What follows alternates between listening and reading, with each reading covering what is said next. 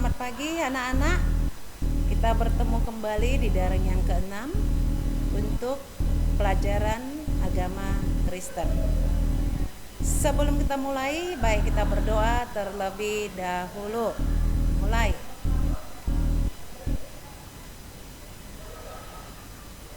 Amin. Baik, kita mulai pelajaran kita.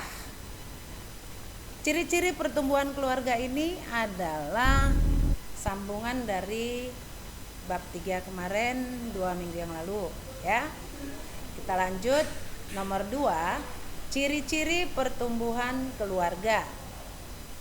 Nah, sebagai nats pendukungnya ada di Yohanes 15 ayat 1 sampai 8, Galatia 5 ayat 22 sampai 23. Nah, materi ini dapat kamu baca dalam buku paket halaman 24 sampai 28. Baik, kita lanjut. Untuk bertumbuh dan menghasilkan buah, maka diperlukan akar yang kokoh. Untuk apa akar itu? Tugas akar itu apa? Tugasnya adalah memberikan asupan yang baik bagi pertumbuhan ya.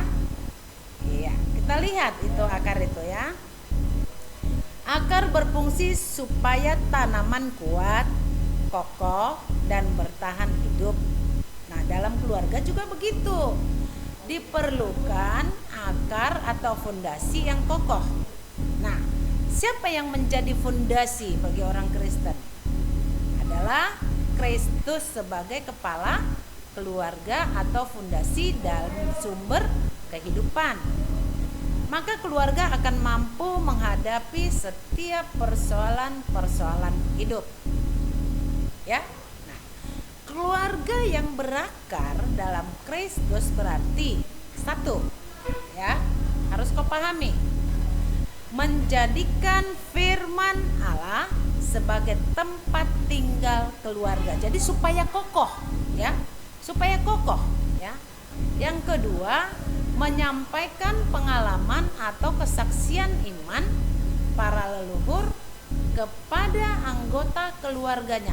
Jadi pengalaman-pengalaman kakek nenek kita yang dulu itu perlu juga disaksikan kepada kita, ya, kepada anggota keluarga, ya. Itu juga sebagai kesaksian iman, ya. Nah, apakah orang tuamu pernah bercerita tentang kakek nenekmu zaman dahulu itu bagaimana? Nah, itu juga sebagai kesaksian. Baik. Bagian B, bertumbuh. Tadi kan sudah berakar, ya. Nah, akar itu fungsinya memberikan asupan. Nah, sekarang bertumbuh. Baik. Bertumbuh berarti mengalami perubahan. Nah, dari kecil jadi besar, ya. Bagi keluarga Kristen, bertumbuh adalah mempelajari, memberi kesaksian dan melakukan. Melakukan ini yang paling utama. Tanpa kau melakukan, imanmu tidak akan bertumbuh, ya. Melakukan apa? Melakukan firman Tuhan. Nah, di sini ada beberapa aspek pertumbuhan dalam keluarga. Satu, keluarga sebagai tempat bernaung kudus. Nah, apa pengertiannya? Harus kau baca buku. Kalau saya lampirkan semua di sini, kau tidak akan membaca buku, ya. Yang kedua, keluarga menyambut kehadiran Allah dalam kehidupan sehari-hari, ya.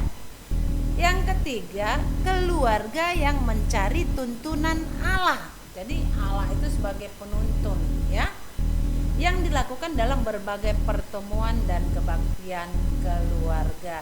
Maka sebelum kebaktian kita selalu dulu meminta kepada Tuhan, ya, kehadirannya, ya. Yang keempat, keluarga yang menopang kehidupan religius atau kerohaniannya masing-masing anggota keluarga. Jadi keluarga yang menopang, jadi saling menopang, ya. Baik, ini contoh gambar. Nah, ini dia. Pada tanaman dari kecil supaya dia bertumbuh bagaimana? Kita siram, kita kasih pupuk. Jadi dia semakin besar. Kalau dia pohon yang berbuah, dia berbuah. Nah, bagi keluarga, nah ini dia, ya, bagaimana iman bertumbuh. Nah, orang tua ya terhadap anak-anak memberikan pengajaran. Jadi sama-sama melakukan kebaktian, ya. Itu dia. Next. Nah, berbuah. Bagaimana itu yang dikatakan berbuah?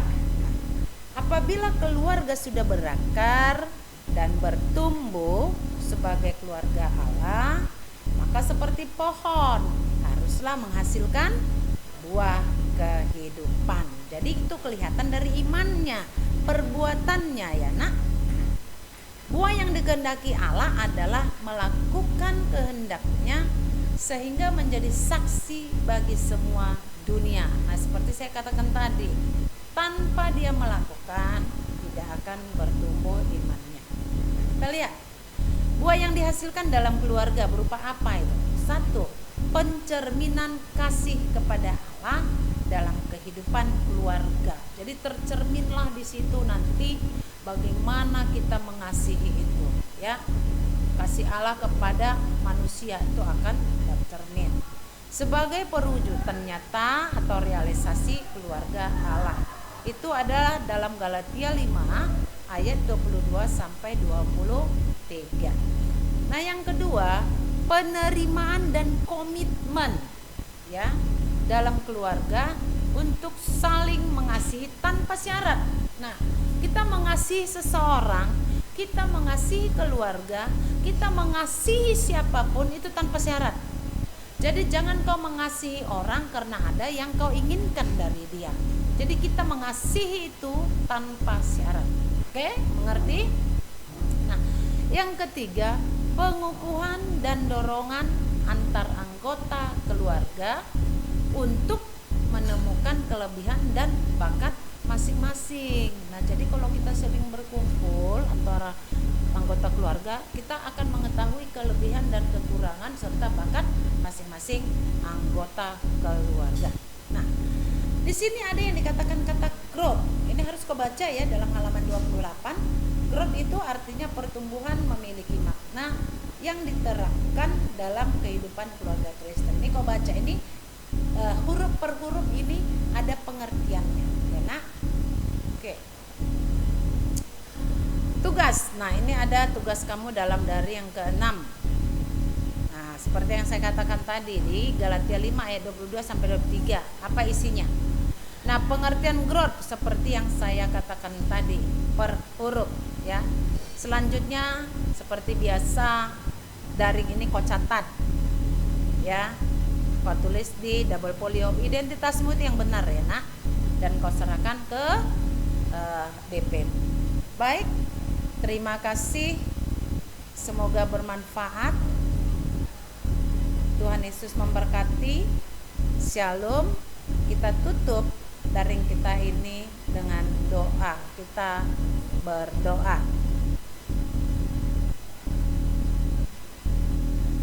Amin. Terima kasih. Kita akhiri.